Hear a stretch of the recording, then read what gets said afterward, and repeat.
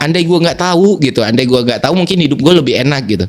Ya pil merah, pil biru kan. Ya, pas banget.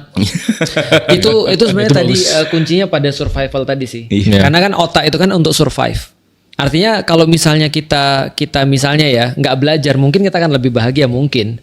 Tapi kan balik lagi kita nggak survive. Apakah bisa kita hidup terus bertahan? Kayak ada ingat gak pas kita kecil dulu orang bilang gini, jangan kasih tahu ya kalau ini haram, kenapa? Supaya gua nggak dosa. Iya lu nggak dosa tapi lu bodoh. Nanti gini, ada orang bisa berkata hidupku terkesan lebih simpel ketika gue SD. Betul sih, gitu kan ya. Artinya ketika orang nggak naik kelas, dia pasti tidak akan punya ujian yang lebih besar karena semakin besar orang pengetahuannya, dia akan punya tanggung jawab lebih besar, dia akan kepikiran lebih banyak dan segala macam. Tapi bukankah memang itu tujuan hidup manusia untuk survive? Gitu maksudnya. Jadi kalau kita balikin lagi bahwa untuk survive ya nggak ada pilihan sih Fer sebenarnya. Tetap dia harus mengalami itu gitu maksudnya. Lu pilih mana, overthinking dan lu punya ilmu, dan lu nggak punya ilmu dan tetap overthinking juga.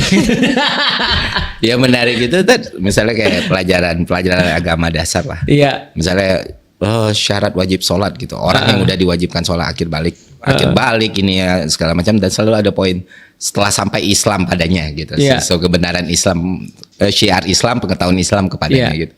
Terus waktu SD. Jangan kasih tahu gue dah. Kalau gitu jangan ngajarin gue dong biar gue nggak dosa gitu. Makanya.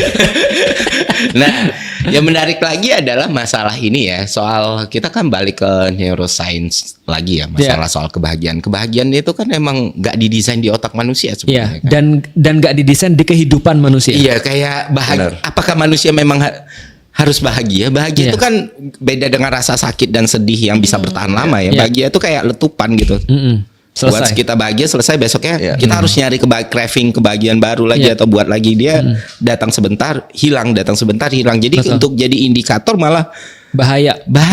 Banyak orang yang akhirnya hidupnya tidak berjalan dengan, bukan bahagia ya, tapi berjalan dengan baik karena rasa ingin terus bahagia gitu loh. Betul. Craving pada bahagia. Kebahagiaan, pada happiness, pada apa yang kita tahu diproduksi sama hormon yang sebenarnya nggak sehat juga kan, dopamin, oksitosin kalau berlebihan gitu segala macam.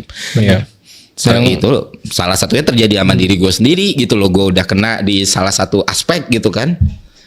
Ya udah kecanduan di addict dengan satu hal, ya sekarang nguranginnya tuh menyakitkan, tapi ya proses pengurangan dan penghentian yang menyakitkan ini yang akhirnya jadi obat. Iya, membuat kehidupannya yang lebih baik, better quality lah, better life gitu. Jadi unit stress. Stres itu kita mungkin adalah masyarakat yang jarang menyadari kalau kita tuh lebih perlu stres daripada bahagia. Benar. Menurutku sih.